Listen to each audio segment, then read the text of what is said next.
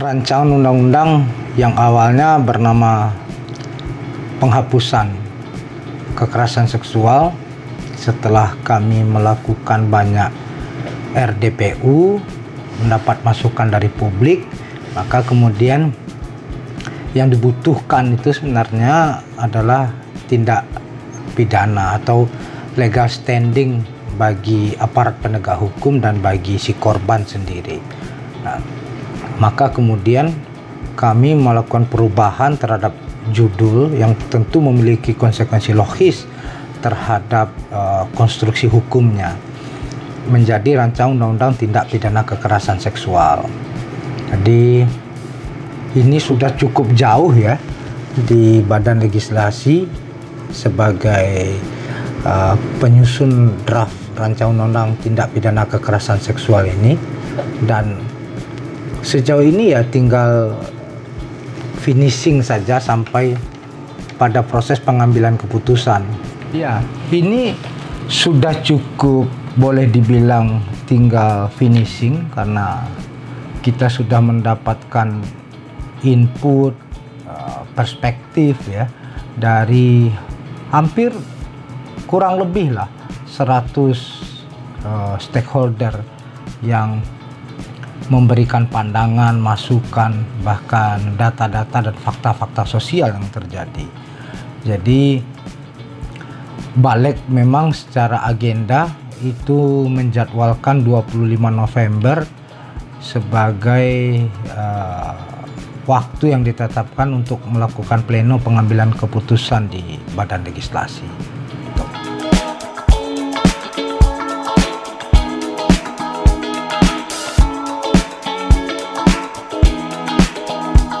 Kalau kita berbicara urgensinya, kita lihat saja beberapa yang mencuat belakangan ya, yang besar-besar lah, seperti MS ya, pegawai KPI gitu, apakah dapat diproses ya, dan beberapa yang lainnya, itu menunjukkan bahwasanya adanya kekosongan hukum dalam setiap kekerasan, kasus-kasus kekerasan seksual. Ini menunjukkan beberapa undang-undang yang existing, yang sudah ada, itu tidak mampu menjadi payung hukum bagi aparat penegak hukum dalam menindak setiap kasus-kasus yang terjadi. Yang kedua juga, yang paling tragis adalah Baik Nuril ya, seorang korban yang kemudian statusnya berbalik arah menjadi tersangka. Nah, ini kenapa terjadi reviktimisasi dengan undang-undang yang lain gitu, dianggap pencemaran nama baik dan lain sebagainya. Nah, aparat penegak hukum itu selalu bertindak atas dasar undang-undang yang ada. Itu yang pertama. Undang-undang KUHP, undang-undang tindak pidana perdagangan orang, undang-undang penghapusan kekerasan dalam rumah tangga, undang-undang perkawinan, undang-undang pornografi, undang-undang ITE, ternyata belum cukup memadai untuk menjerat si pelaku.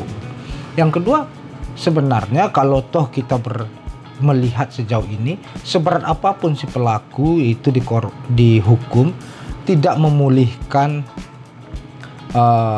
kondisi si korban, baik psikis, ekonomis, sosial, dan lain sebagainya. Jadi ini rancangan undang-undang yang lex spesialis, di mana kita memiliki sebuah perspektif, sebuah keberpihakan kepada si korban.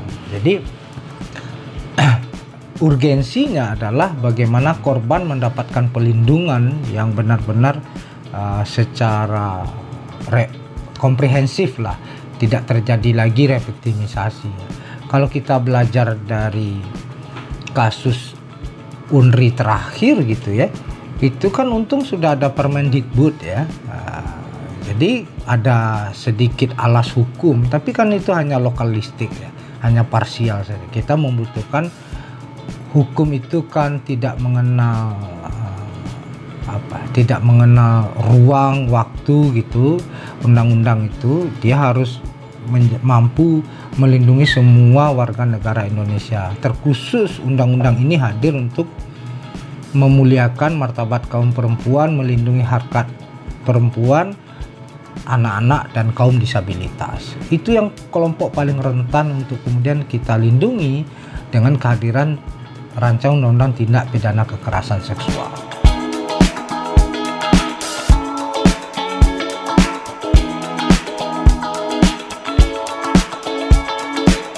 Ya, kalau kita cermati apa saja jenis pelecehan, jenis kekerasan seksual yang masuk di dalam draft ini, tentu yang pertama domain paling besar adalah pelecehan seksual ya.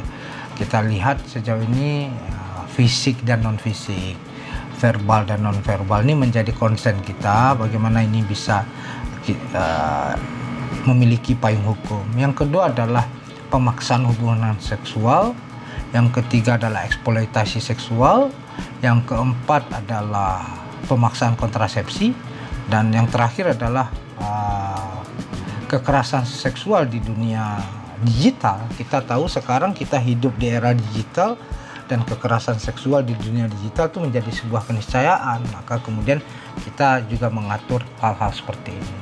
Nah, kelebihan yang paling utama dari rancangan undang-undang tindak pidana kekerasan seksual ini adalah kita memiliki hukum acara sendiri, di mana korban, keluarga korban, dan saksi itu mendapatkan perlindungan yang luar biasa. Jadi proses reviktimisasi yang selama ini menjadi hantu, menjadi ancaman bagi si korban, bagi keluarga korban, dan bagi saksi, itu tidak akan terjadi lagi dengan disahkannya rancangan undang-undang tindak pidana kekerasan seksual.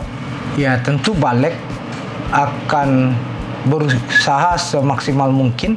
Ini sebuah progres yang luar biasa dibandingkan dengan periode-periode sebelumnya. Ketika Balik menjadi inisiator dari undang-undang ini, progresnya sangat bagus sekali. Kami berharap 25 November ini 2021 bisa diplenokan di Badan Legislasi untuk segera dibawa ke paripurna terdekat, disahkan menjadi rancangan undang-undang inisiatif DPR, dan kemudian kita tunggu surprise dan dimnya. Semoga frekuensi DPR dan pemerintah itu sama, sehingga nanti proses pembahasannya cukup tidak mengalami banyak hal-hal perubahan, dan prinsipnya adalah satu, berpihak kepada korban dan negara hadir dalam setiap kasus-kasus kekerasan seksual.